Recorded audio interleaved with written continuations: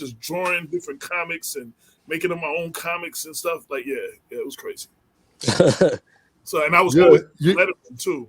Like, I was always into different fonts and lettering. So I was always try to master different fonts. I don't know why.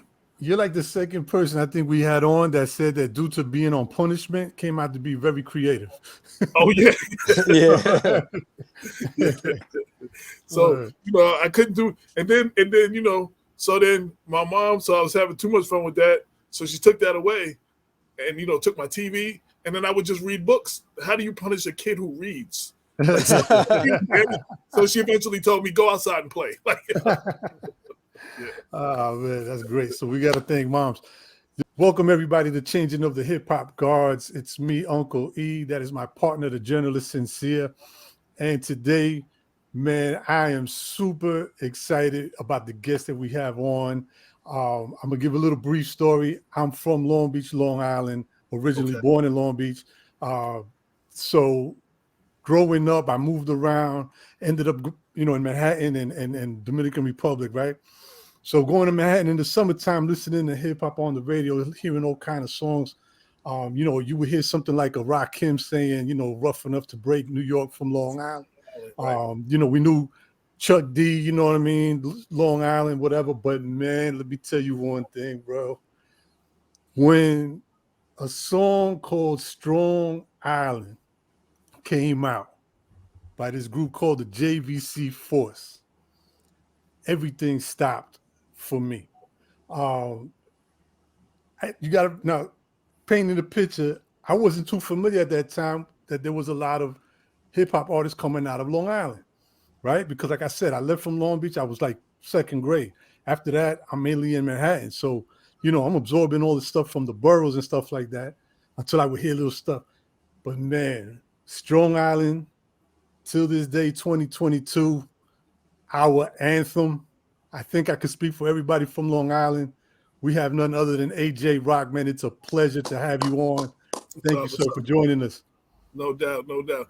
If I can add, that's why we made that song, because before then, Chuck said Strong Island where I got a Island, which is what we sampled for the chorus. Right. And like you said, Rakim said rough enough to break New York from Long Island.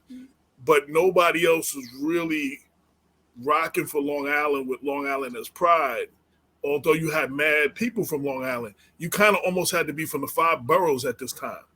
If you wasn't from the, and it was like more of the 4 because nobody really was talking about Staten Island. No, not at that time. Even though the Force MCs turned MDs was from there, I never knew that. You know what I'm saying? When they was battling Cold Crush, for some reason I never knew they was from Staten Island.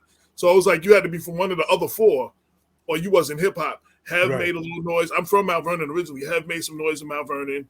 Eventually, Brand Nubians made some noise from Rochelle. But basically, and that's still where I live in Mount Vernon. I'm literally a stone throw from the last stop on the number 2 and the last stop on the number 5 train. So I'm on the border of the Bronx. Okay. So you know what I'm saying? Still we still get that love, but nobody was giving Long Island love like that. And you had mad talent from Long Island. You had, Chuck D, as you said, Public Enemy. You had the whole WBAU squad, Dr. Dre, before Dre, and all the stuff he T-Money. did. The Bomb Squad, all of them. Like you said, Rakim, EPMD was 5 minutes from us, and Brentwood, and so was Craig Mack, who was MC Easy back in '88. You know what I'm saying? So you had Biz everywhere he laid his mic was his home. So every town claimed him. You know what I'm saying? You had mad people. K Solo, I went to school with Kev in Central Islip. So you had other rappers, but nobody was really rocking. I think there was this dude. There was this record I used to like. 5 + 5 = 10, and we're Divine Sounds, and we're back again. I think the DJ, Disco Richie, whatever the DJ's name, he was from Brentwood, but nobody knew that. No. Nobody knew Prince Paul from Step was from Amityville. You know what I'm saying? Nobody knew all of that. So that was kind of like, the theme. We had to hold it down. The same way Chris did for South Bronx. You know what I'm saying? Just, this is where we come from. You know what I'm saying? Where so. Right. So you kind of took us back a little bit just now, but do us a favor and go back a little further. Okay. Talk to us a little bit about growing up in Central Islip as a kid. How was your teenage years and your first introduction into hip hop, and how did you get involved with the culture? Well, I was always into music. Dad always had music around. I'm originally from Mount Vernon, like I said. My parents bought a house in Central Ipswich, Long Island when I was 7. My parents then got divorced, and I drove my mom's crazy. She sent me back to Mount Vernon to my dad for 10th grade. So 7 to 14, I was there. But I was always going back to Mount Vernon. So I was always into the music. I was always into that. That was always part of my life, just music. You know what I'm saying? My mom brought me a mixer. I started I actually DJ'd. I was like a teenager. I was actually DJing like some parties my mom and dad had. It was like the party house. Like their friends would come out from Mount Vernon and from the city, and they'd all come out, have big card parties and stuff. And and they let me DJ for whatever reason. You know what I'm saying? I was hooked. But before that, I was like doing, like we had the record changer. We didn't have turntables yet, and I plugged up another record player, and you had a knob that went from like to the radio. I mean, tuner, auxiliary. Right. So I would skip, like it was like one end to the other, and I would like skip back and forth between the two, like and start mixing stuff. Like it was crazy. Start blending stuff. I actually started out as a DJ before I was really, really rapping like that. Like so music has always been in my love. Then 10th grade, I go back to Mount Vernon. I'm right near now. This is 81, 82. Cold Crush and all of them is popping. We had the Galaxy. I can't think of the name of the joint on 241st, where they'd have the parties where all the fours would perform. Fearless 4, Funky 4, everything with a 4. Cold Crush 4. Everybody would be there. Like, you know what I'm saying? So I was too young to be in the parties, but I would be there. And then I would sneak off with the brothers. We go down the Bronx River sometimes to the Zulu rallies and all that. I was hooked. Like I was open. Like, so I would bring these tapes back to CI when I would come visit. You know what I'm saying? So that's kind of how. But what made me want to pick up the mic, well, it's 3 brothers. Kumo D from the Battle with Busy B, Melly Mel, and Grandmaster Caz. But the dopest thing I seen was we were somewhere we wasn't supposed to be, and it was outside in the park, and I seen 5 brothers in long black trench coats. It ended up being Grandmaster Flash and the Furious 4. Raheem wasn't down yet. He was with Funky 4. Okay. And they were doing Flash on the beatbox, performing it live. Yeah. Like, that was a record. And I thought that was like the dopest thing in the world. Like I was just like blown away. And I was open. Caz, of course, loved JDL. You know what I'm saying? Just loved JDL. You know what I'm saying? Loved everything Cold Crush.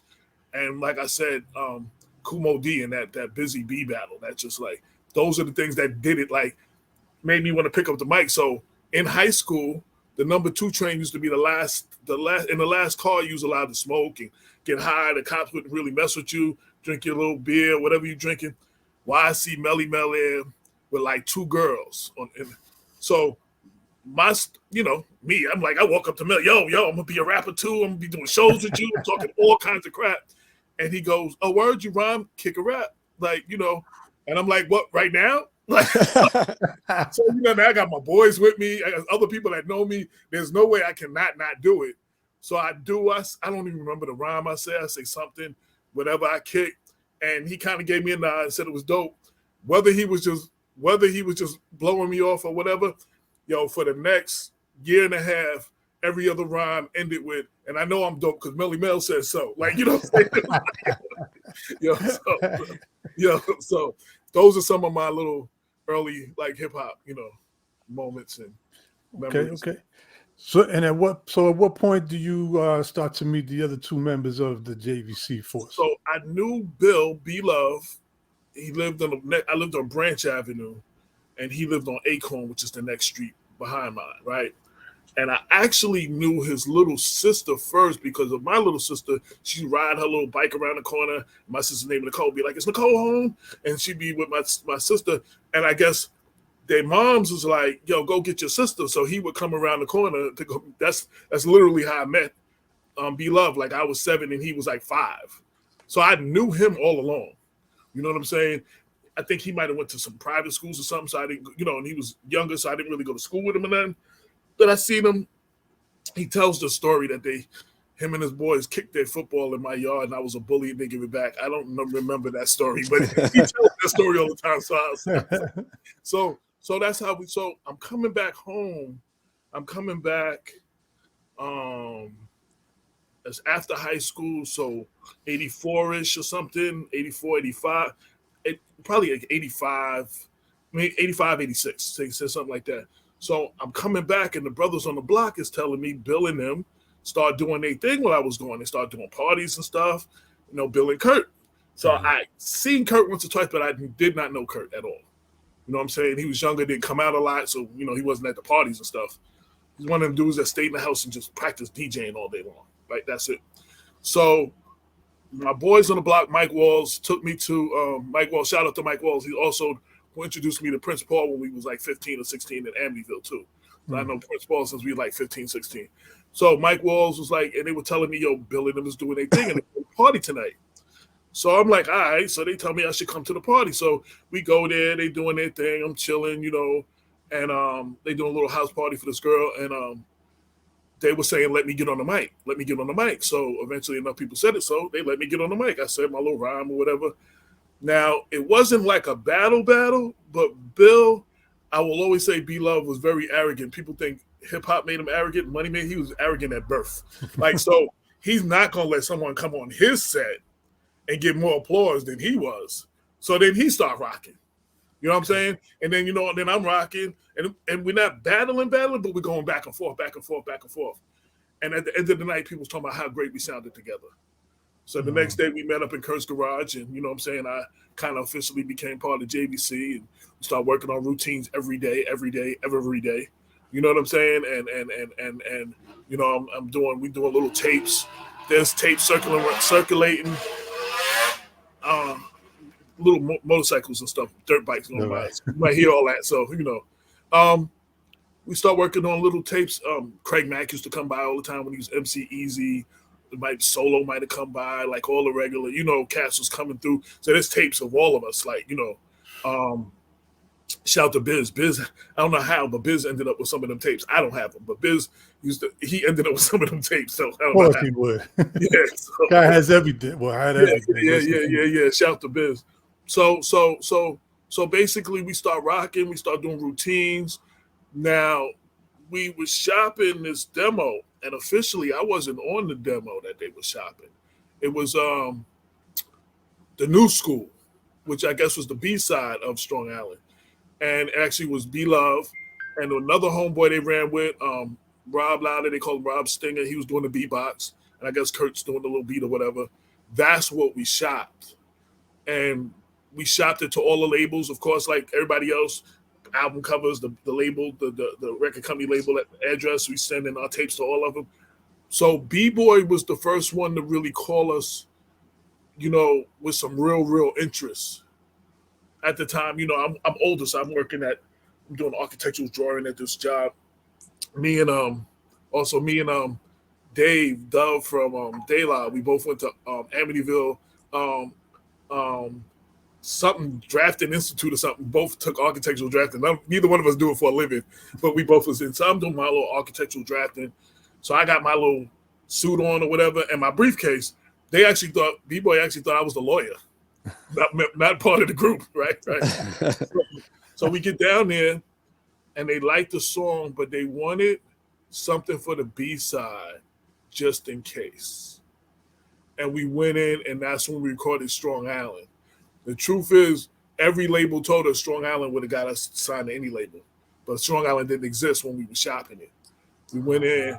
Bill B-Love wrote most of it. I was playing part-time manager, record promoter, bread publicist. I didn't know what these things was, but I was doing all these things. Right, so Bill basically wrote the record. You know what I'm saying? I might have changed a couple of things for my parts and stuff. And we rocked the joint, and they loved it, and it ended up being the A-side, and that's the joint that everyone remembers us for, 34 years later. You know what I'm saying? Sirius Satellite Radio and all them, it's still playing it, and, still getting a lot of love on the internet. So I thank all the fans and the people, the heads that really kept us alive all these years. I mean, it's all in, you know. Right. So before I pass it to Sincere, I mean, you kind of ran through that real quick. Oh, okay. Yeah, you got no. It's cool. If you want specific, yeah. No. It's cool. But I'm just, before we move on, you just said you guys had to go back and you ended up coming up with Strong Island for the other side, right? Yes. When you guys went back to the lab or to your studio, what was the thought process? Like what went into the thought process to come up with that song? I think I'm not even sure, you know, Chuck, like I said, Chuck with the sample, Strong Island Way, I got him wildin', and then B wrote something to it, and we went and we did it. I will say though, when we came out of this, when we finished that joint though, we knew we had something. Mm-hmm. We didn't know we had what we had, but we knew we had something. You know what I'm saying? And we had that feel. But I don't know whose idea specifically. I probably credit B Love, maybe. You know what I'm saying? Maybe, okay. You know, for deciding to call the joint Strong Island. But then, you know, whoever did it, we ran with it. You know what I'm saying? It was like we owned it, Strong Island. Yeah. And the production? Kurt did a lot of the production. We were self-contained. Because I was doing a lot of the business stuff, Bill did a lot of the writing. I did some writing though. I wrote some of my stuff.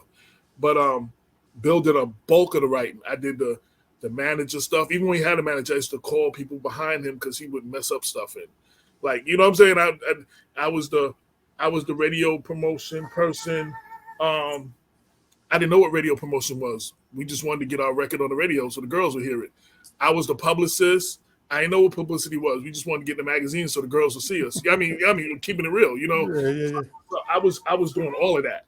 You know what I'm saying? And then Kurt was doing a lot of the production, scratches, you know, the DJing and all that. And we were, everything we did was ourselves. There was no outside producers ever really to the end. You know, they try to bring people in and stuff, but everything we did. Like, I remember an interview with Ed Love and Dr. Dre. When they first got Yo MTV Rap, they basically just gave them a camera, and it was like one or two people. And they did all these crazy things, and all of a sudden, everybody wanted to take credit, and everybody started jumping, and then there's a whole crew and everything. Right. But that's what we were. We were just a self-contained unit, like, you know what I'm saying? We went in, knocked out joints for 4 or 5 hours at tops. You know what I'm saying? Like from beginning to end, he laid the beat out. You know, we kicked the rhymes, we mixed it down, 4 hours, we out. You know what I'm saying? And it was like, yo, we were doing our thing, like, you know, as a 3-man band. Okay. And I want to give, even though I don't really rock with Kurt a lot these days, I want to say we were one of the first groups where our DJ was actually a member of the group. Mm-hmm. Right. The only other time you've seen that the DJ's name was in the group, Jazzy Jeff, the Fresh Prince, Coogee Rap and Polo. Like, you know what I'm saying? Like, if you know, even Grandmaster Flash and the Furious 5, you know, the DJ's name. But other than that, you know, Big Daddy Kane was signed. Mr. C wasn't signed. You know what I'm saying? It was just like the artist. He was, you know, part of the contract. It was a 3-man band. So I wanted to at least give him his credit for that, though. So you guys record Strong Island. At what point did you know that you had a hit on your hands as far as the reaction from the general public? We started getting love, like it was crazy, like, and it was like organic. I don't know if I knew it was a hit. Like I said, I knew we had something, and we just riding high on the vibe of it. Then when other people, so now TJ Swan live a couple of blocks away. You know what I'm saying? He drive his Jaguar past the house and be like, yo, I'm loving your joint. You know what I'm saying? Then I'm like, oh, okay, you know what I'm saying? And, you know, I heard from Biz and, you know what I'm saying? We seen Chuck somewhere and Chuck was like, yo, that's hot. Like, you know, so I guess that's what it was. Like when we really, you know, the people I respected, they was giving us love like that. Like I was like, yo, that's dope, you know? Right. With B-Boy Records, what was that deal initially for? Was it just a singles deal? Was album supposed to happen with that, or what? We were also one of the first groups, I guess, outside of BDP. I don't know what their real, like BDP wasn't.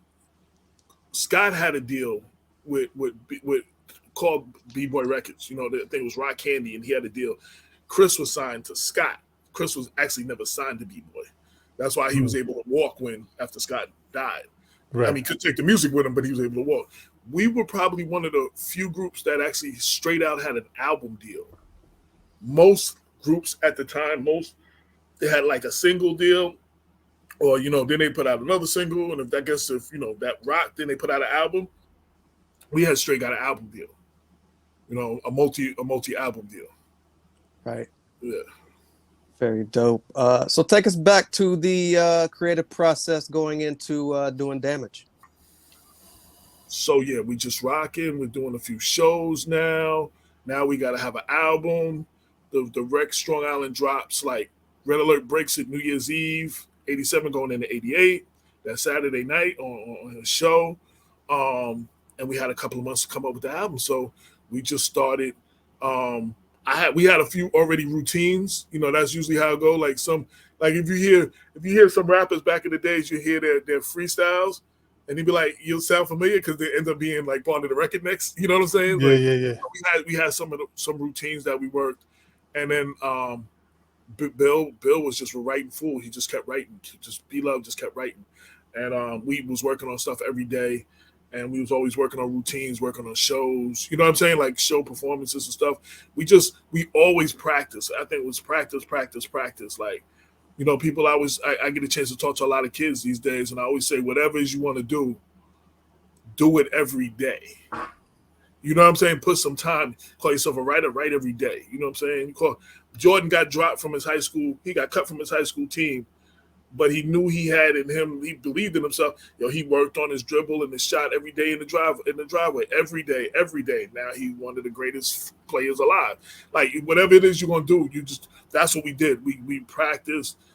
We went to Kurt's house and practiced. You know what I'm saying? We practiced every day. We always, was working on something. You remember what those studio sessions were like? Fun, a party. We had a lot of our friends to come through. A couple of our friends come through because we had some girls up in there and some alcohol in there. Just a party. I mean, we had fun. We would go down. Kurt would do what he do. You know what I'm saying?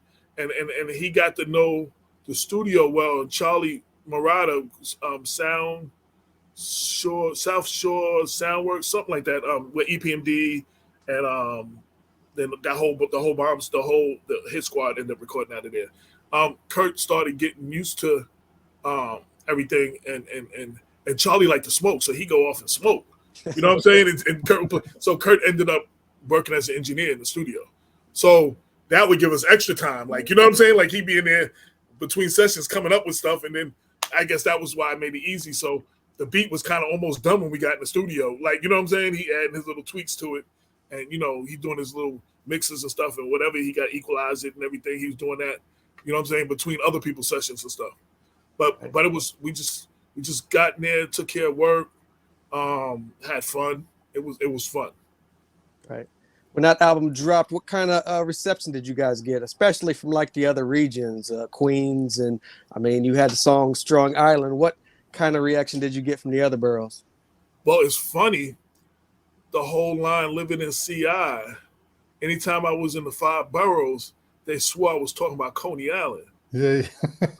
And when I ran into big crews of dudes, when I just didn't have the heart to tell them I wasn't. I was like, yeah. And I just, you know what I'm saying? Because it was like 20 Brooklyn dudes and me. That's what, you know what I'm saying? So I was just like, but most people thought we was talking about Coney Island. They didn't even know, what we was talking about. And I don't know why some people mixed Long Island and Staten Island up a lot. Like, you know what I'm saying? Yeah. Like, oh, yeah, you from people tell me now, oh yeah, you was from Shaolin. I said, no, we was from Long Island. But yeah. So we did, the album comes out in August. I'm like I said, I'm doing the publicity and everything. I'm just rocking. I got to know some DJs in the UK. A writer from a magazine in Germany wanted to do something because we were going out there when the album dropped, and I actually had them come to my house in Central Islip. They did a big photo shoot and everything on the side of my house and everything, and interview us. And when we got out there in Germany, the article was out. So, I was doing all that kind of stuff. Like I was just holding it down. Again, I didn't know what the hell publicity was, and I was just rocking. I was always at Wildman Steve and BAU and then Jeff Foss at Hofstra. I was always there, even without the group, just trying to get our record played everywhere, all the colleges and stuff. So that's kind of what I did. We rocked. We got the album. We went to Germany, and it was on and popping from that point.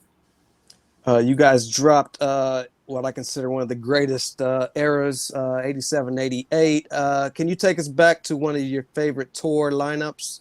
Maybe a favorite tour memory during this time? We did a lot of spot dates by ourselves, and even when we went to Germany and stuff, it was our tour. You know what I'm saying? And it was like local groups over there opening up for us. And then, we would follow, like I would see flyers, and we would follow the tour that Zoo, Nace, Bambada, and Zoo just did in Germany. You know what I'm saying? We was hitting all the same dates like a month later. So it was mostly us. We didn't perform with a lot of groups. Like I said, we were just self-contained. We were just rocking. You know what I'm saying? And we didn't actually get an opportunity to get on a lot of big tours. You know what I'm saying? So we just kept rocking and kept doing what we was doing. I ask you about B-Boy Records, right? So we always heard throughout the years, especially back then, like that there was always like some kind of little rumors and talks that B-Boy Records was a kind of shady and this and that. At what point did you guys? Well, first of all, I guess let me ask you: did you guys experience any of that stuff? Was there any truth to it? Absolutely. And if so, at what point did you guys realize that and do something about it? I don't think we knew at first, because when they were giving us the interest, we were still shopping at Def Jam and all those, but they all had large rosters. We knew at B-Boy, outside, we signed about a couple of months before Scott died, so they still had BDP, so we would be the number 2 group. You know what I'm saying? And when KRS left, we was like the number 1 group. Like, we got all the love. I will say they gave us ridiculous promotion. They put a lot of promotion. They got us out there, but they didn't all pay us all our money that we was owed. They had like 3 sets of books, like the book for the artist, the book for the IRS, I guess, and the real books. So we never know. Like, we truly believe and have been told that Strong Island probably went platinum and the album at least went gold, but we have no proof of that. Like, you know what I'm saying? And some of the owners, they have officially died, so I don't even know where to. And what they did is they was crooked, and they would give licensing deals to people overseas that was just as crooked. So while they were jerking us, the people overseas was jerking them. So there was a whole bunch of people ended up with licensing deals for our joint. You know what I'm saying? And we wasn't seeing none of that either. Like, you know what I'm saying? So it was just like, it was definitely a learning process. We just really was like, there wasn't a lot of things like there is now, teaching you how to get in the game. There wasn't a lot of stuff like that, although I started reading up on stuff, and I started learning while I was in, that big book, This Business of Music. Actually, somebody in B-Boy, a secretary, she was like, yo, you really need to read this. You know what I'm saying? So I started reading that, and that started opening my eyes to stuff that I saw some stuff in there that I wasn't seeing at the label. Like, started asking questions, and it became a problem. You know what I'm saying? So that's, yes, they definitely probably have a lot more of my money than I do. Now, have you guys taken any steps trying to resolve that, or is it possible at all? Well, there was a couple of things. It's something I'm sorry I didn't do. The group wasn't behind me. I met Wendy Day from the Rap Coalition. Yeah. She was going to help me set up another label. Independent label, and then re-release it. Okay. And let them sue me. And then when we get to court, I get them to open up their books. But the group wasn't behind me in that. You know what I'm saying? And I kind of let them, not being really with it, like, not go forward with it. You know what I'm saying? Like, I'm sorry we didn't. You know, that I didn't. So, like I said, there's several people overseas, companies that have licensing deals for Strong Island and for mostly for Strong Island, and for the album. You know what I'm saying? So there's so many versions of, not versions, just on different labels and stuff. And yeah. So there's been efforts to look into it, but it's a hard nut to crack. And after a certain point, when the group broke up, I'm at this point where I'm a hip hop head. I say DJ, graffiti. I could beatbox, but not enough to hold it down. And I was kind of whack at breakdancing, so I never really did that. You know what I'm saying? Right. You know what I'm saying? But I could do enough to make you laugh a little bit, but that was it. So, but I was like a hip hop head, so it was one of those things when you hear somebody that say they really a hip hop head, even when you leave, it's like it's still in your blood. So it was like you at that point, like the group that everybody knows me for, I'm not in the group no more. You know what I'm saying? Depending on who tells the story, I left or I got kicked out. So there's various stories going around. So now I'm not in the group no more, and then eventually the group ends up getting dropped. You know what I'm saying? And they get dropped too. But I'm trying to find things to kind of stay relevant. And I was always a writer.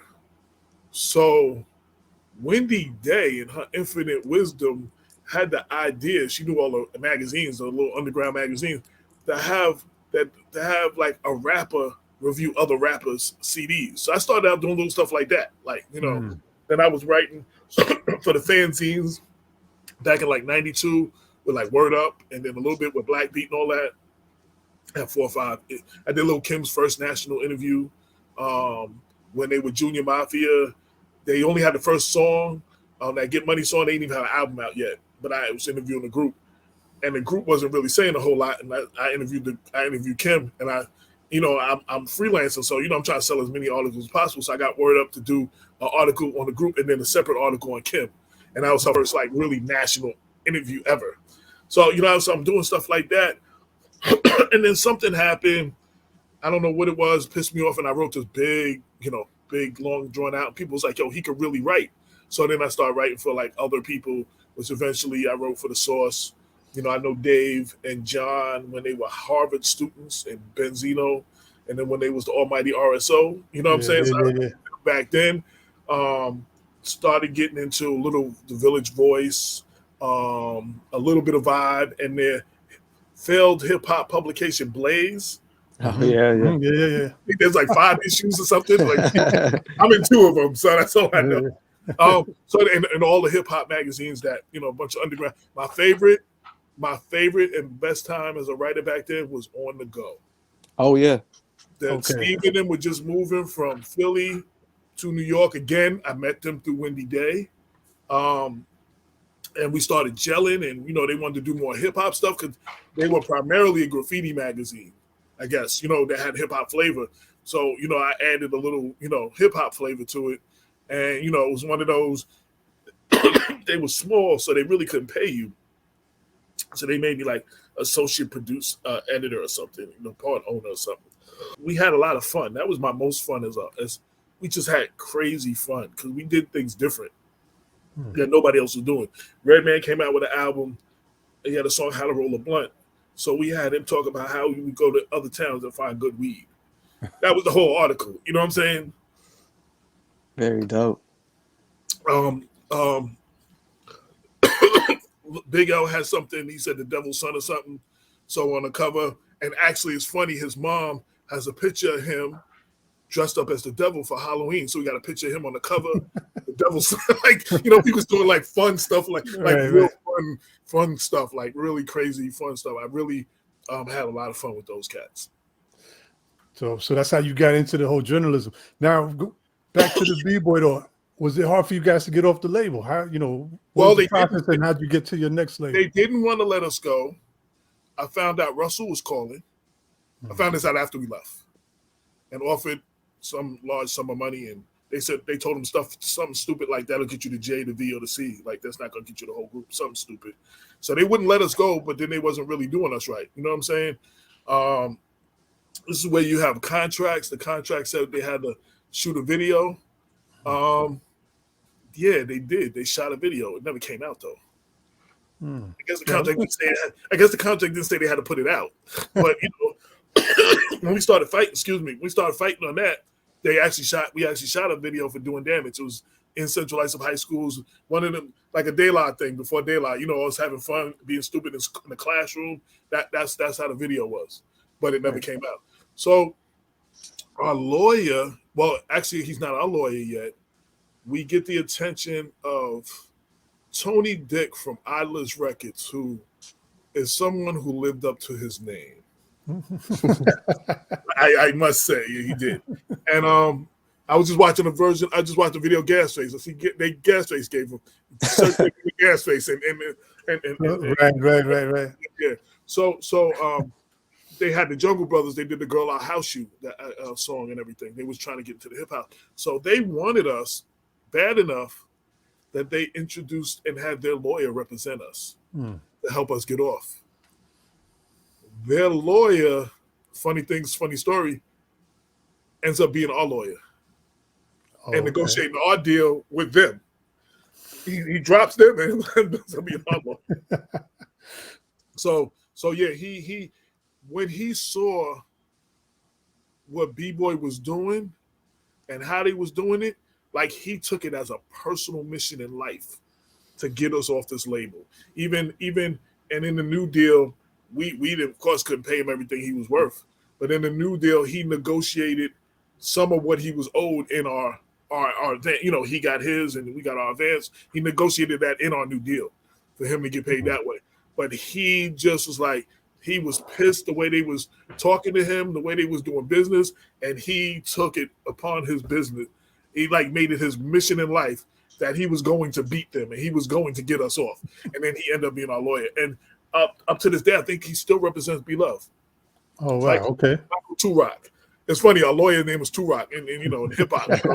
That's his real name, Tupac. Like, yeah. That's crazy. So that's how we ended up getting off. But we really didn't realize why we got more money up front. And we got publishing and everything put in the deal and everything. But what we didn't get from Idlers was the promotion that we got from B-Boy. Now, B-Boy didn't pay us, and we didn't have our publishing, and they stole our publishing and stuff, but they promoted the hell out of us. But that's because they was making money off of us. You know what I'm saying? So we didn't get that kind of promotion of Idlers at all. Yeah. But let me ask you, so if they were going so hard promoting you guys, how come you guys didn't really do any video? How come there was like no visuals?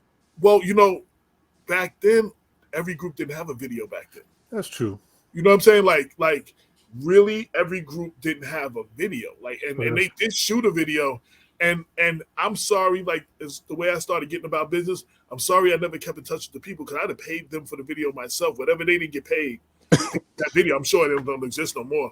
But back then, I'd have put the video out myself. I mean, the guys, the company shot the video. They didn't get paid, so it never came out.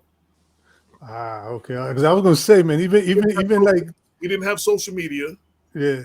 So it wasn't like you could take pictures and put them up everywhere that you at in Germany and all these different places and all that. We didn't have social media back then. You know what I'm saying? Which these artists have now. So. I don't know if there was no Facebook or even MySpace back then. Like, you know what I'm saying? Like, there was none of that. No, it was a different world. Like, you know what I'm saying? We were just organically, just underground radio. I think a couple of like K-Day might have gave us some love all day, but mostly it was underground and college radio, like straight, During any of this time, are you guys catching flack for using JVC Force in your name? JVC? Now, that's all I kept thinking about was the boom box at that time. If you notice, you see our name written JVC Force, and you see our name written with dots at some point. Yeah. In the beginning, the label thought we might get sued. So we put the dots, and Kurt already had JVC was this little crew he had before, we was making records. So he had Justified by Virtue of Creativity.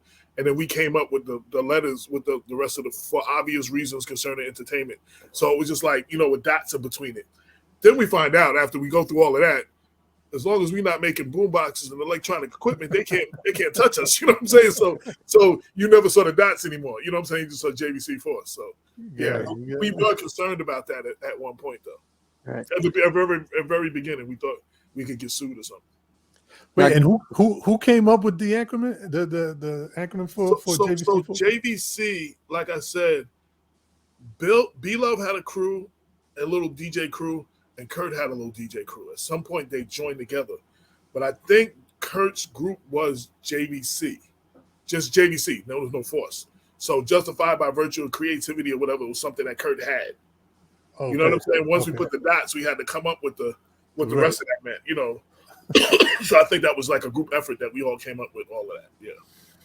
So, what was the chemistry like? I want to say it's for obvious reasons, because people are put for all reasons or something, and that would have been JVC Farce. Like, you know what I'm saying? It was like some people had miswrote, so it's for obvious reasons. It's you know what I'm saying? Like, Right.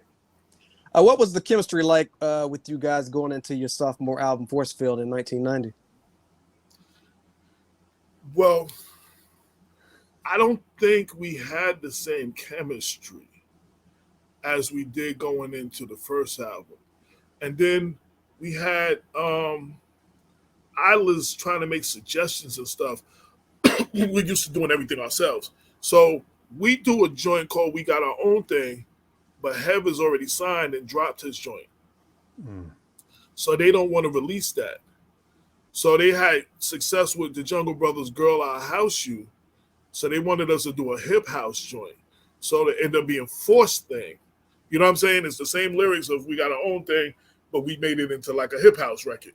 I never really was into the like hip house on that level like that, but we did it though. You know what I'm saying? It was like, okay, we had, trying to stay relevant, trying to stay out there, the whole nine. We did it. I'm not sure. I can't speak for the rest of the group. I like the Girl I House You. I like some hip house stuff, but I wasn't a hip house dude like that. I was like a straight hip hop dude. So I don't think we had the same.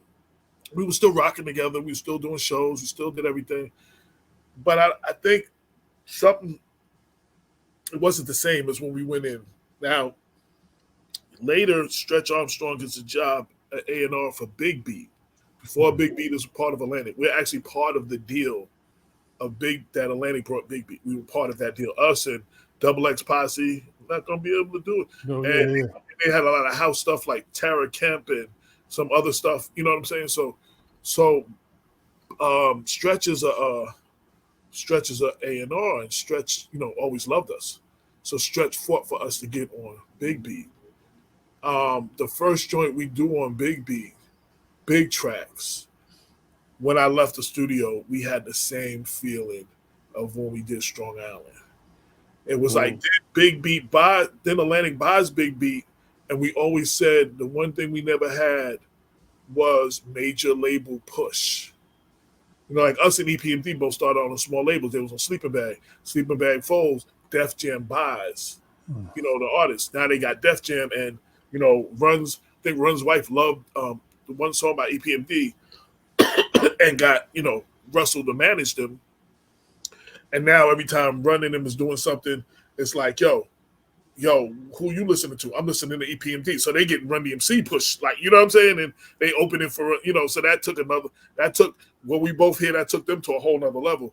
We never had major label. So we was like, yo, what we always want, we finally got it now. Then the group breaks up and the album never comes out. So from the sophomore album, at what point do you get off of that label and get with Big Beat? I think there might have been a gap in there somewhere. I don't even remember how we got off Idlers, other than we got off. And again, their former lawyer, Mike Turok, helped us get off. That was their lawyer who helped us get off. We finally got off, and we, and I think it might have been some time in between months or whatever. One of the things that kept us going though, our name out there, we did. You know how people would do promos like, yo, this is AJ Rock, JVC, I'm chilling with my man Sincere. When we did the Red Alert promo, we did like a 2-minute record. You know what I'm saying? It was like we rapped and Kurt's cutting in the whole nine, and it sounded like a record, but it was just for Red. And he played it every week, and people thought that was our new song. It was like, yo, I heard your new joint, yo, I heard it on Red, yeah. So that kept us. Then we did the same thing for Stretch and Barbito. We went in the studio and did them a little 90-minute thing, rap. So, before people were doing that, and people were just doing the verbal, yo, yeah, we chilling with my man, yeah, they were just doing that. So those kind of things kept us kind of out there. You know what I'm saying? Strong Island was still getting love. You know what I mean? People was referring to Strong Island and using the name. So that kind of kept us going. But again, to answer your question, I'd have to ask B if he remembers, because I don't remember how we got off of Idlers. I just knew there was a point that we knew we had to get off of it. Right. Things was just not working out. Things was not working out. Right. Were you pleased overall with that sophomore album? My favorite joint ever, like my favorite, I think, performance as an MC is on that album on a joint called Tear the Show Up. Like, I think that's my best verse. And I did write that. Like, you know what I'm saying? I think that was I wrote my verse for Red Alert too. I think that was my best verse, like all-time best verse. So I love that song.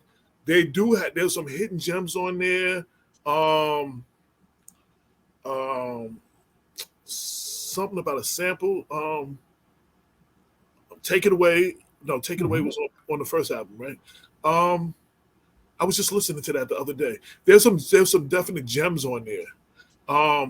That were like underground joints that got underground love, but they never really got commercial love. So we had enough joints on there. I think the first album will always be, your first of everything is always because you put everything that you had, everything you got to that point to put into that, I think your first is always, it's your baby, like your first child, you're always gonna love your first. Right. Yeah. What coming off of the Strong Island and how big that became for you guys, did that put a lot of pressure to try to, live up to that single and the whole buzz and hype? How, was it too much pressure going into making the other songs? Because I'm assuming that everybody was always comparing it. Is that a Strong Island type of?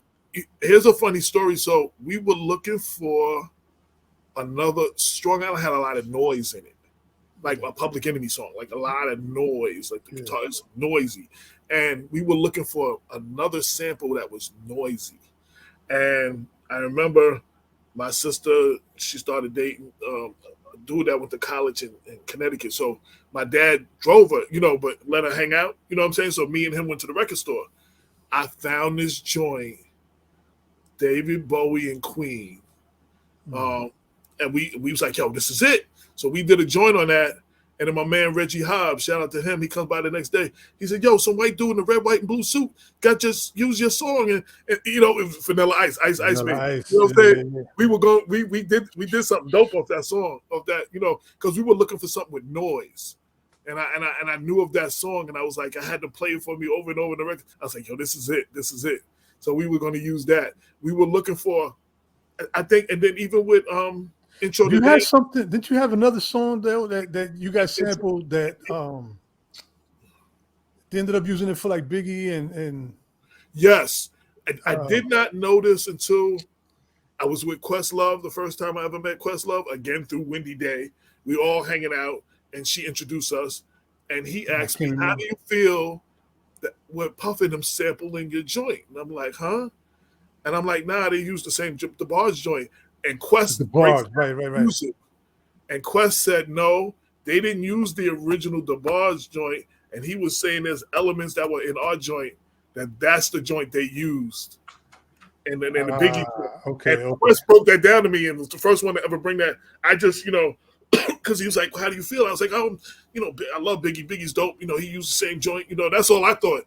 But Quest is the one that actually broke that. And we walking somewhere, and we just walking in the city, hanging out or something. I don't know where we going, to a party or something. And he's explaining all this as we're walking, in Manhattan. And he brought it to my attention that they actually use, and when you think about it, to clear DeBarge would have been, then now, when we first came out, we was in a kind of safe sample era. Yeah. Like, you know what I'm saying? Like, we wasn't really, because I don't think we really cleared any samples on the first album. Yeah. You know what I'm saying? But it was like, then, Biz got in trouble and some other people got in trouble and people started like, yo, and then, like what Sugar Hill Gang did, like they just literally did the instrumental of Good Times and rapped over it. Like, I mean, like they, so people started to get, so with the sample, so yeah, we was in a more sample-free era at the time. You know what I'm saying? And what was your question originally? Because with that whole sample thing just threw me off. Oh no, we were talking about the Biggie sample. The Biggie Oh, the Biggie sample. sample. Yeah. So the reason they cleared this is what I wanted to get back to. So the reason they used us because we didn't have all the publishing and everything, and we was whatever.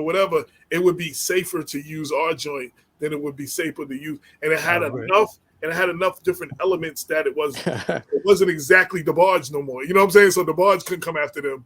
And that's probably why they used it business-wise. I mean, it's smart on their point. You know what I'm saying? I mean, we ain't get paid for it, but it was smart on their point. So. Oh, Puff.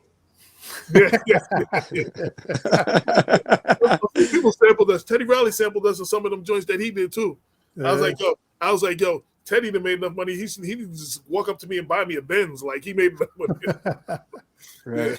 Yeah, but so all these little things that you're talking about, like you just said, Teddy Riley, the whole Biggie thing, and all the artists and people that you've met throughout the years, you know, from the time that you guys were making music to your time writing for different publications. What I'm sure there has to be a little something in you that still gives you like a desire to want to either make music or somehow be involved with music. Is that not? It's crazy, and I've always wanted to be. And this project that I'm working on now, which is Black Westchester, I have my own newspaper, community newspaper, dealing with the political stuff and the community stuff in my era. This is the first non-music thing I've ever done in my life. You know what I'm saying? I'm really dedicated to that. But I still write little jingles. I still have little whatchamacallits. You know what I'm saying? But I will tell you this though. I kind of went through a hip-hop equivalent of a midlife crisis. Like, people who were fans of ours coming in the game, like Latifah's, the Commons and stuff, they blew up on levels that, like, I've never seen. You know what I'm saying? It was like, not only was some of my peers passing me, they passed us. And then you see them every time I turn on, they in a movie or TV show or something, and, Latifah got a talk show at some point, and I'm sitting here like, yo, and I'm not really doing nothing in music right now. So it's like, yo, right. I kind of like, that kind of, I can't speak for the group. You know what I'm saying? Because Kurt was still doing stuff, producing little joints for like MOP and other people and stuff like that. Bill was doing stuff with Daddy Yankee or something or whatever, a couple of dudes. He got a couple of production deals on G Street or whatever.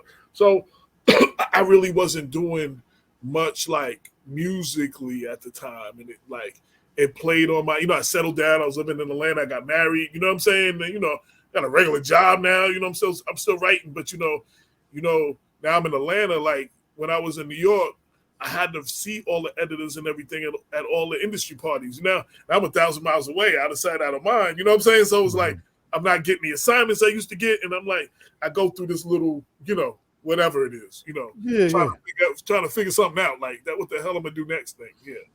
Right.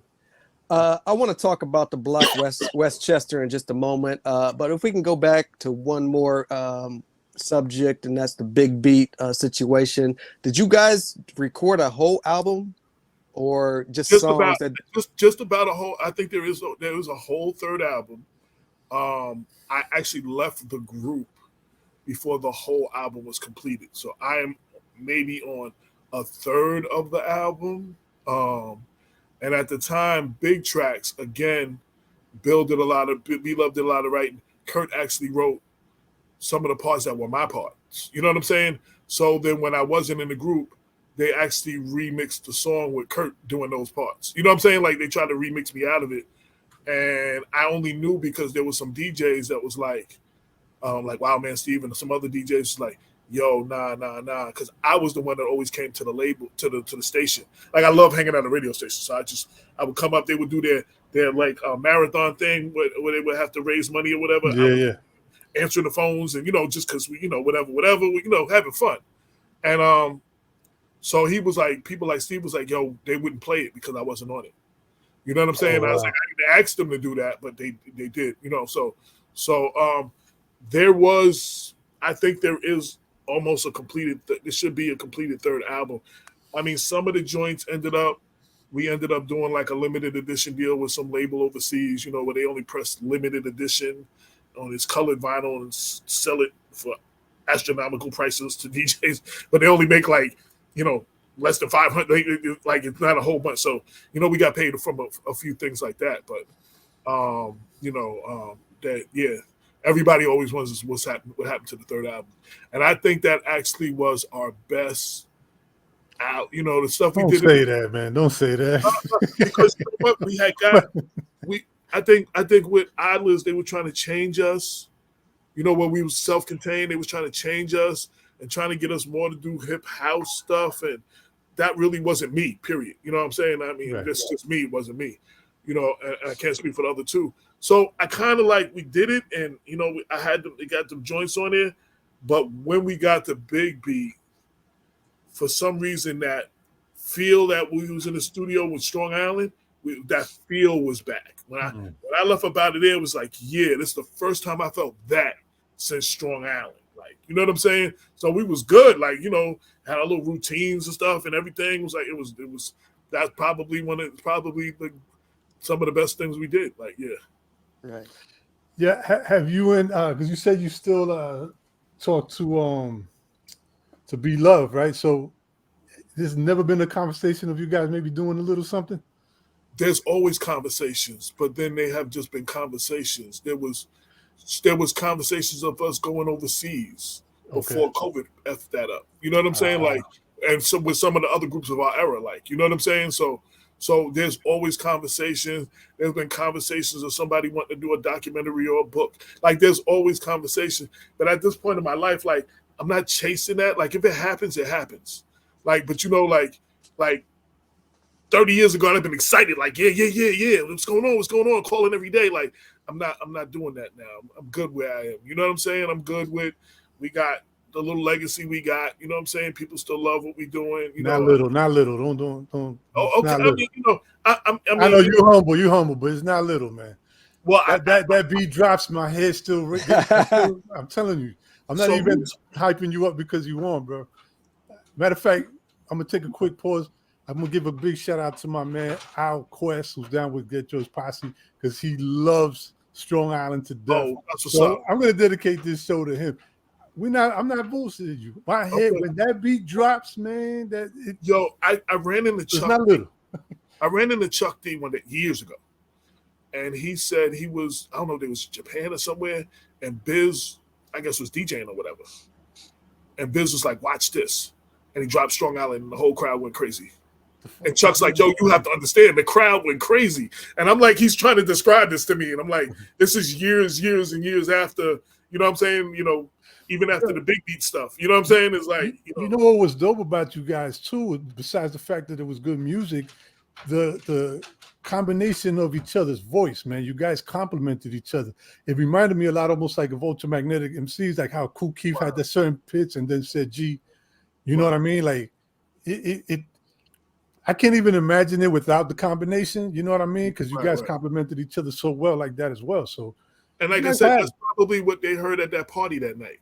When at the end of the night, everybody's like, "Yo, y'all should get together. Y'all should get together." Right. You know what I'm saying? Because that's what it was. It was like we were going back and forth, verse for verse, and rhyme for rhyme, and everybody thought it wasn't like a battle where they'd be like, "Yo, he won or he won." You know what I'm saying? I'm sure B Love has the stories that he was the dopest one that night, and if you catch me at the right day, I'll tell you I'm the dopest one that night. But it was more like it was just a camaraderie. We were just vibing together, and there was no disrespect or nothing. It was just, and then people talk about how great we sounded together. Very dope. It's 2022. You have a new project, Black Westchester, the origin story, and how my faith was instrumental in this great experiment. Look, yes. Talk to us about that. So Black Westchester, I'm telling the story. Everyone from back when the Wendy Day days, she always said, "Yo, AJ, you need to write a memoir." Back then in 1990 something, I'm like, yo, memoirs was for people at the end of their career, that legendary status, like a Quincy Jones or something. I ain't look at myself like that. You know what I'm saying? I feel I got more stuff to do. So this is kind of that, but this is the story of how we started this community newspaper with no money. And we changed the whole political climate of the area of the county of Westchester where we live. It's Mount Vernon, New Rochelle, Yonkers. Everybody knows those places. And it's I got congressmen on speed dial now. Like, you know what I'm saying? I helped the DA that was doing no good get out of office and help the new DA get in office. Like, you know, like we're making moves like that. I can't say I'm balling out of control, but you know, I pick up the phone, people, you know, they be like, oh yeah, that's AJ. Let me take that. You know what I mean? So this is telling that story. Hopefully it'll inspire some people. Like, if you believe in something and you want to do something, I feel like everybody got a role to play. And how your community runs. Whatever it is, everybody got a role to play. This is my role. I write. So, you know what I'm saying? My partner, so what actually happened, I come home, I'm living in Atlanta. I just got divorced for the second time. My mom gets stage 4 cancer. Mm-hmm. So I come home to help my sister take care of her. And I'm here for the last few months. So I'm in the hospital every day with her while my sister's working half days. You know what I'm saying? So, you know, and it allowed my sister not to have to take full, you know, family leave. You know, she was able to do half days. So one of them days, you know, my boy Damon K. Jones, who me and him actually had a music company in the 90s together, had a couple of artists that almost got signed, but, you know, cats in the street with one foot in the street. You know what I'm saying? Like, you never, you know what I'm saying? They're not all the way into the rap thing, even though they're real dope. So that never happened. So he got more into like activism and press conferences and speaking up while I was in Atlanta. So he calls me. I'm at the hospital. He's like, I know you need a break. I'm like, yeah. He got tired of doing these press conferences and news only showing pieces of the press conference, missing the point and the purpose of the whole press conference. So he brought him some video equipment, started videotaping his entire press conference and putting them on YouTube. So this day he's like, yo, I'm gonna need you to run the camera for me. So I'm like, yeah, cool, whatever. So it's like these 4 black parole officers went up to Ramapo, which is a couple of county, like the next county up, you know, not an area where many of us are at. So if you Google, you'll see they've had all kinds of problems with their school district for racism and all that stuff. So anyway, they went up there to get an escaped parolee. He wasn't there. As they leave in town, the local cops stopped them, pull them out the car and hold them at gunpoint for 45 minutes. Now they got on bulletproof vests that say NYS, New York State Parole, big letters. They got their badges on chains around their neck. They're in a government car, and they were still held at gunpoint for 45 minutes like they were terrorists or bank robbers. So now Damon gives me, you know, he puts the video on YouTube and sends me the link. I always had a blog because I always, you know, anytime something was on my mind, I always wrote on my blog. So I basically wrote this article on what a chance a brother like me got in the street if it ain't safe for them. You know what I'm saying? Like, they got badges and guns and they getting held at gunpoint and almost killed. You know what I'm saying? That ended up birthing this thing called Black Westchester. Westchester being the county. We just was like news with the black point of view. The whole idea was there was no real black. It was an online African-American news magazine. You got like Time and Life and Newsweek, but you didn't have a black one. Of course, we got black enterprises, but that's, you know, finances mostly, you know, stuff like that. But like black, you know, so we created this with that in mind. And in 2014, it's on our 8-year anniversary, and I wrote this book in memoir form, talking about a lot of the stuff that I did before that led me into this and prepared me for this, and a lot of my experiences and stuff, you know, the whole story about my mom and all that and everything, and how me and Damien put this together and, you know, became this force and became the voice of the voiceless. And like literally we have helped at least one individual who was wrongfully incarcerated get out of jail and exonerated, and the cops who falsified search warrant affidavits and lied on him went to jail because of our story coverage. You understand what I'm saying? Like, not just because of us, but because of a lot because of the coverage. We were the only one really covering that story. You know, the story of Kenneth Chamberlain, the young, they made a movie of the killing of Kenneth Chamberlain. Frankie Faison plays him in the movie. He basically was an old 68-year-old man, former Marine, former correction officer, fell asleep, hit his life alert button, and while the cops came for what was supposed to be a welfare check to check on his welfare, and 90 minutes later, it ended up being they breaking down his doors, shooting him with beanbags, tasing him, and then shooting him dead with a gun. You know what I'm saying? So, you know, Damon and Kenny went to school together, so we've been fighting. He's fighting. You know, we've been fighting that for 10 years with him, and then I end up meeting all these other people that the same thing happened. People in Westchester, Mount Vernon, New Rochelle, and all that. White Plains, they be marching for George Floyd, but we got our own George Floyd's here. People don't even know about. So I'm covering that kind of stuff. I'm covering also every neighborhood got that unsung hero dude that puts in work for his community, don't never get no publicity, does it day in, day out, help change kids' lives, the whole nine. We wanted to spotlight those unsung heroes that you're never gonna see nowhere else. You know what I'm saying? And help change the narrative of how we're portrayed in the media, and then holding the elected official seat to the fire, especially the black ones. We feel they should know better. You know what I'm saying? So you can't go in there and do the stuff we complain about the white politicians doing in the black neighborhood. So we hold their feet a little high, So that's what we became, this thing, Black Westchester News with the Black point of view. We ended up having a weekly talk radio show that was on the internet until COVID. Then we started doing it like this on StreamYard. We do it on StreamYard now since COVID. And I've had everybody on there. Eric Adams was on the show before for mayor. You know what I'm saying? Jamani has been on the show, and his run for lieutenant governor, his run for public advocate. You know what I'm saying? Tish James was on the show, and her run for AG. Everybody, Westchester is a big Democratic political block. So if you're running for a state office, you gotta come here. You know what I'm saying? You gotta come, especially Mount Vernon, Rochelle, Yonkers, and the Northeast Bronx. That's like a big black political block of Democrats. So you want, it holds a lot of weight. So you gotta come here. So I'm not letting you come here and go to some church and kiss some babies. We're gonna ask you the real questions that they ain't gonna ask you that we want to know. You know what I'm saying? So that's the kind of stuff we do.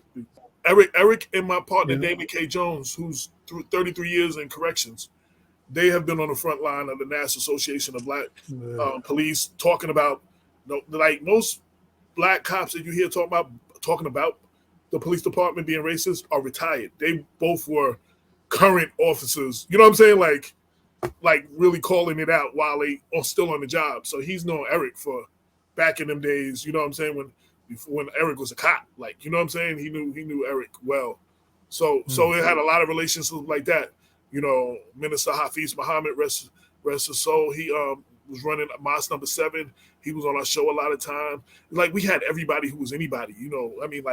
People that you don't expect that we should have a reach to. But being on the internet, we had on our internet show, we wrote some articles about what was going on. We 2 months in. We started June 2014.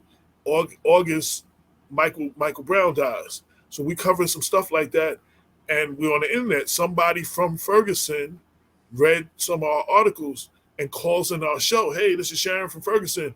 Can I tell you what's really going on? And she was telling what the mainstream press wasn't telling. You know what I'm saying? What was really going on for 3 weeks, reporting from the street. I was and we were 2 months old at the time. We really were doing a lot, to stuff like that. So that's kind of where my passion is. JVC is always my heart. So anything B says, yo, we got this, I'm there. You know what I'm saying? I'm always going to do it. Me and Kurt don't really vibe as much, but again, I don't even want to say there's beef like that. Me and Bill, Bill, I was 5, I was 7, he was 5. I've known him that long. I didn't really know Kurt till after high school when I came back, and him and Bill were together. You know what I'm saying? So I didn't have the same going back years and brotherhood chemistry. Right. So we don't really speak much. But me and Bill speak all the time. When my pops passed in September in Georgia, he was there for me because we live in Georgia. And then 90 days later, his pop passes. And I'm back to Central ISO for the first time in 2 decades. You know what I'm saying? I couldn't. Somebody was supposed to drive me up there. They were supposed to go with me. They backed out at the last minute. I Ubered from Mount Vernon to Central Islip. You know what I'm saying? Just to be there. That's how we are. You know what I'm saying? Spent the night at the crib. We talk all the time. You know what I'm saying? At least once a week. Sometimes way more than that.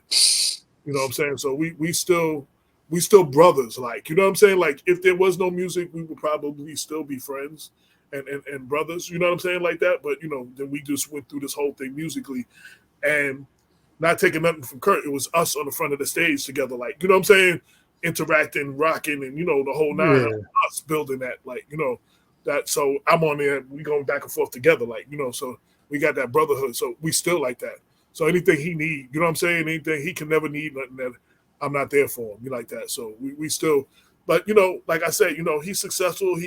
And what he been doing, he been at his job for X amount of years, got a pension and all that good stuff that I don't have. So, you know what I'm saying? Like, he good. Like, you know what I'm saying? Just sold his house, got a bigger house. You know what I'm saying? The whole nine, he's doing good. And that's good. That's good. Yeah, I wish him well, so I'm there, we're there, but our father's passing kind of took us out of the head frame of all the JV stuff we were gonna do. And now, we'll see. Actually, I'm somebody's doing a documentary, and they got into the guys from On the Go on the 95, 96 Source Awards, and I was at both of them. One with On the Go, one I had a video show. You know what I'm saying? My man Naquan, and so I think they're gonna. I talked to them they gave my number. I talked to them. So I don't. This thing is small. It's not. They ain't got no funding yet or whatever, but. I'm definitely going to be on it whenever they decide to do it, though. So I'm still doing whatever I'm doing. Now I'm just trying to get out some books, maybe some documentaries. You know what I'm saying? Some stuff like on that level, and keep representing my community and the Black community as a whole. You know what I mean? So, dope. Just two things real quick. As far as the newspaper, right? Yeah. Is it available online as well, or is it just in the? Well, the website, blackwestchester.com, everything goes through that. Okay. You can read the digital issues of the paper. I mean, there's probably a few missing, but for the last 5 years, you can see on our podcast radio show thing that we up episode 340. Where's that at? Most of on blackwestchester.com, you go click the radio tab, hit people before politics. You can see all those people I said we interviewed. You can go through and skim through and watch whatever interviews you want. That's there. So that's like the central of everything that we do, blackwestchester.com. Right. and then the book is on Amazon now. And the other part of it is how my faith was instrumental in this great experiment. I got to be real spiritual, you know what I'm saying? And it was like with no money, and a lot of people don't know when I left Atlanta and I'm taking care of my mom, so I'm not really working on that. You know what I'm saying? Like I lost all my earthly belongings in storage. So now I'm starting over with nothing. You understand what I'm saying? So it's like I'm starting with nothing, and we built this thing. You know what I'm saying? And it's like, and it just tells that whole story. And a lot of my faith was real instrumental in getting me through some of them days when I ain't know, and when it was making sense even when it wasn't making dollars. You know what I'm saying? So it was like, right. And I quit so many times. I ain't doing it no more. And somebody we helped will come and post. This is the anniversary of whatever, and we helped them, and that changed their life and all this other stuff. And we got a couple of national media awards. I got 2 journalism fellowships with the Craig Newmark Graduate School of Journalism. You know what I'm saying? So, and this magazine is out of Albany called City and State. They do a Power 100 from Westchester. We made that list twice in 2020 and 2021. You know what I'm saying? And you got to figure there's like the CEOs of Pepsi and all these companies and the congressmen and all that, and we're on that list too. So, you know what I mean? Like, so, and I got a wall full of plaques. I mean, all through the house, what I found out early in hip hop though, I could never get none of my bill collectors to take props for payment. I tried, it don't work. So I appreciate the props. You know what I'm saying? Right. So now I'm trying to I'm at a point now with releasing the book and everything, trying to monetize all of that, like put it in a bottle and shake it up and do all that. So that's where I'm at now. The book, for anybody who wants to see the book though, it talks a little bit about JVC. I think the more the JVC in my hip hop life will be in another book, because this was about like the creation of this, but it mentions that a little bit. But the book's on Amazon. And if you want an autographed copy, order directly from me, and I make more money if you order directly from me. But you know what I'm saying? Just follow me. We on social media. I'm Mr. AJ Woodson. We need one. Huh? I said we need one. Okay, yeah. You know how to hit me. Yeah. I'll get in contact with him. We'll send it to you, and we'll get that. Yeah. I take everything: Cash App, Venmo, PayPal, and cash is always king. So you know what I'm saying. So I was like, but yeah. So I'm doing that. Like I'm looking right now. I just got a box of 100 books right now. It just came today, and You know what I'm saying? So I'm doing my little book signings and, talking to the youth and kind of making a difference. I mean, like, it's funny because I said, we had a little buzz or whatever. I said JVC said it wasn't little. You was about to say it just now, man. You were just about to say it now. We got a little, and everybody else will say it ain't really that little. Like we. This guy's so humble, man. He's such a humble guy. I'm just doing my part. At this point, you start thinking about legacy stuff. Like, I just turned 56 in February. God bless. And me and B was talking about putting the paperwork together. So, like, after we gone, like, if you want to do anything with JDC likeness and stuff, you got to go through our daughters. You know what I'm saying? And one of my favorite artists, authors, Donald Goines, when he died, he willed each of his kids a book. At least 3 of the kids that made movies off the books. So I'm like, all my published and unpublished work will be willed off to my daughter. So if you want to do anything with any of that stuff, you got to go see my daughter, pay my daughter. So you're thinking about stuff like that and just try to lay it down now and just be, whatever I could be right now. Just hold it down and, make my community better. And, there's some young artists in my neighborhood that's doing some things, and I make sure I spotlight them, and I get a chance to spotlight them, be one of the first to really interview them, and I love that. So I get to put my little hip hop and all the local Westchester groups. I mean, Mary's from here, you know what I'm saying? The Locks from here, Hev's from here, Puba and Brand Nubian. So plenty of they're on their anniversaries and they do anything they in the paper. You know what I'm saying? Like, so Mary's gonna cover this issue from when she won the Billboard Icon Award. You know what I'm saying? So she's on the top half of the cover now. So, I big up everything. What about the shirts, man? Where can people get the shirts from? This one is this dry fit shirt. Slang Smith. Shout out to Slang Smith, which is another cat from Central Islip. And him and B-Love do some stuff together. And we came out with this one. And then we collectively did the album cover for Doing Damage. That shirt, like 5 different colors or whatever, and that's available on the website. Unlike the books where I don't go nowhere without the books, I don't have shirts. Like, you actually literally have to go to the website. I get my little revenue from that, every month when that comes through too. So go to Slang Smith, get the shirts. You know what I'm saying? Appreciate that. Word up. Sure. Very dope. Well, AJ Rock, we want to thank you so much for joining us this evening. Thank you so much for the inspiration. Before we get out of here, we got one last question for you. So, as everybody knows, hip hop is getting ready to turn 50 years old very soon. Right. Someone like yourself who has seen it from the early stages up until now, what's your take? How do you feel about the hip hop turning 50? What's your thoughts? Well, I love that it's turning 50, and I think KRS said that something about in the old school something. Rappers ain't 20 years old. When 50 years, we'll be the old school artists. I can't remember the whole rhyme. So I'm honored to have played a part in that. I'm honored that people still like some things that I did in the studio in 1987. You know what I'm saying? And Strong Island. We actually did that in the summer of '87, came out '88. So now here's what I have to say. I'm not a disgruntled old school artist. We'll be like, oh, these kids ain't doing the music we was doing. Our parents ain't really understand, but it was speaking to us. Yeah, it was a little more. And I'm old enough to them cats be like, we had beefs back in the days. We had all that stuff. You know what I'm saying? We had all that stuff going on, and we had all that too. You know what I'm saying? But we had social media. That's one of the things. But we had positivity, we had knowledge of self, we had all of those other things.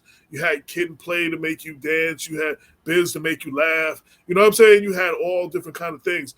And I think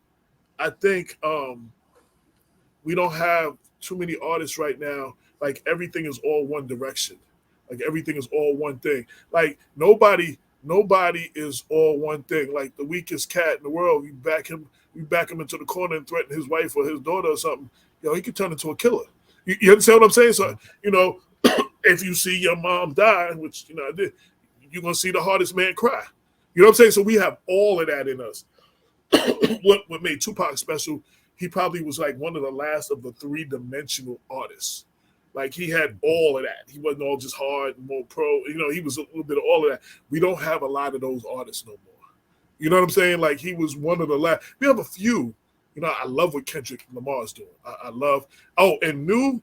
I've been waiting for somebody to ask me. Coast Contra is making me feel good about hip hop again, yo. I want to meet these cats one day. So do I. So do we. That the whole group is dope, but Eric Jamal is like, it's funny. I seen him talking in the interview, and he's all calm and stuff. You know, he's always like, he's the energetic boy, but he was just all calm. You know what I'm saying? When I saw him on Talib Kweli's show. So that groups like that show me like hip hop still has a future. Hip hop, like the hip hop I know, isn't gone.